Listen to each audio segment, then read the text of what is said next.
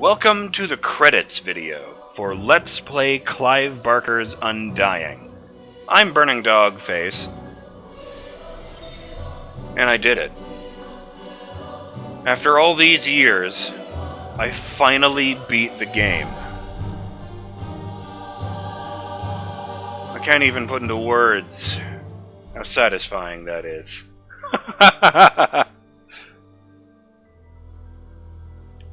Lisbeth, Ambrose, Kissinger, Aaron, Bethany, and the Undying King himself. None of them were able to stop me from completing my destiny. I don't know if Patrick has saved the world or made it even more dangerous. That was I would call that a sequel hook, not a cliffhanger. Since, this story is well and truly over. The tale of the Covenant curse has come to a close.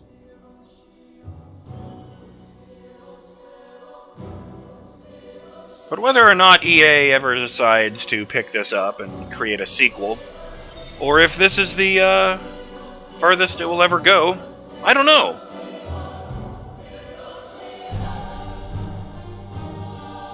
Either way, after that cutscene finished, it dumped me out here after a loading screen. And, I edited it out for drama's sake. I'm gonna go with my usual tradition and watch the credits in this final video. Oh, it isn't even a cutscene.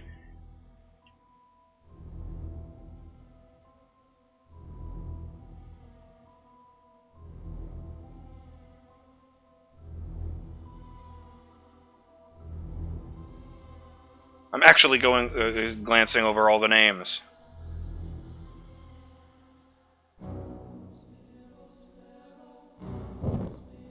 Oh, they don't... John St. John was in this game? Oh, that's the guy who played Duke Nukem. I should have said who played who.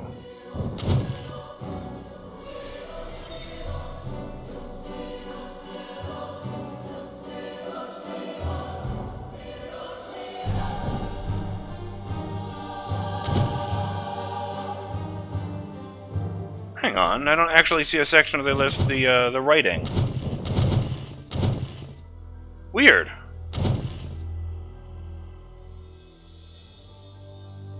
They don't even list Clive Barker here in the voiceovers, because he played Ambrose. Well,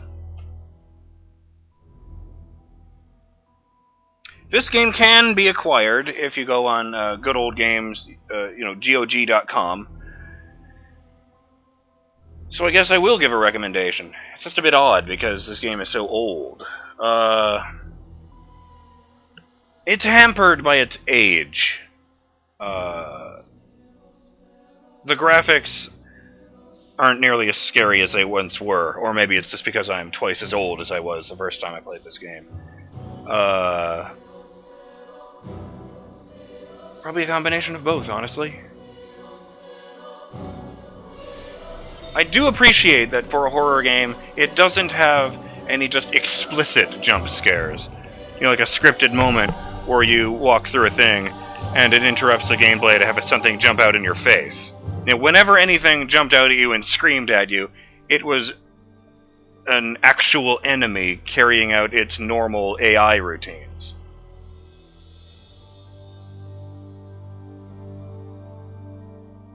And, for a 15-year-old game, this did a fantastic job of keeping up a creepy atmosphere. I was genuinely unnerved for most of this game.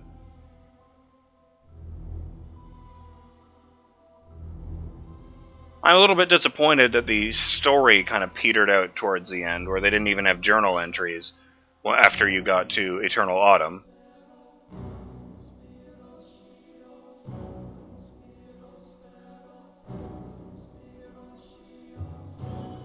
I'm a bit frustrated with how long it took me to beat the Undying King. It's 8 o'clock right now.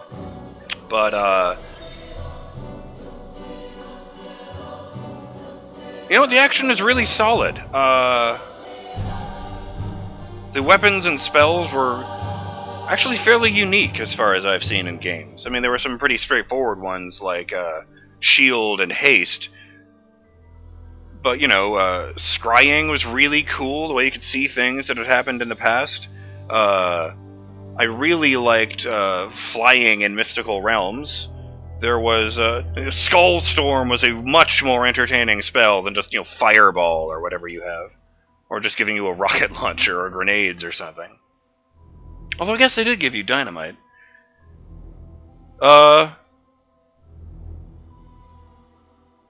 All things considered, the gameplay actually holds up pretty well, but I don't know that I recommend it because it is meant to be a horror game. And as such, a lot of the action is frustrating. You know, it's weird.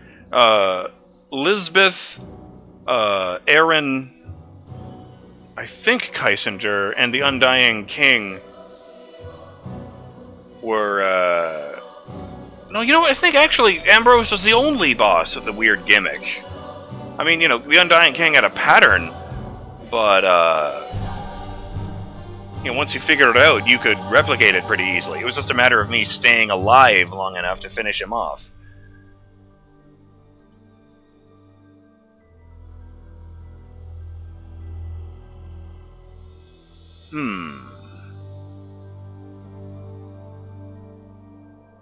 Weird.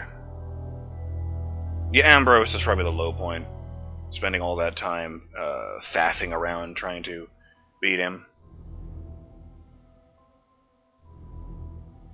But yeah, I'd say this is a pretty successful Halloween game for 2016.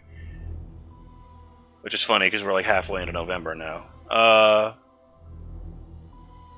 Looks like all that worrying I did over whether I would be able to play this on Halloween was exaggerated.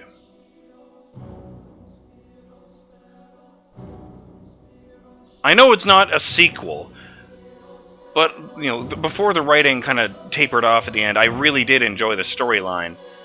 And, I would be interested in checking out Clive Barker's Jericho somewhere down the road.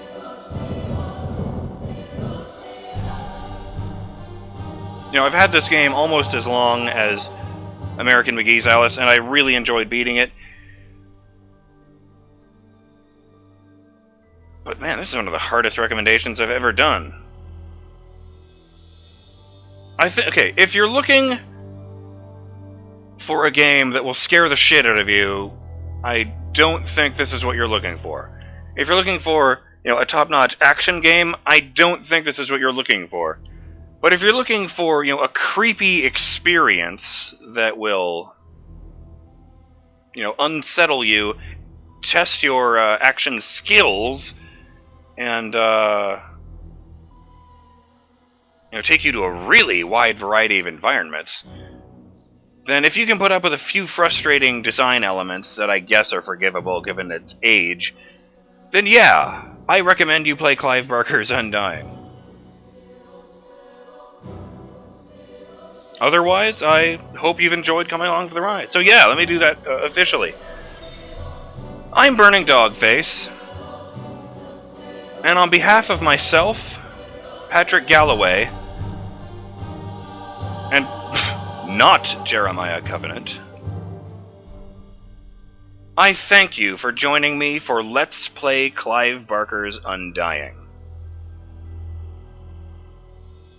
Hope my performance wasn't too frustrating, and I hope you've enjoyed coming along for the ride as I finally scratch a thing off my to-do list.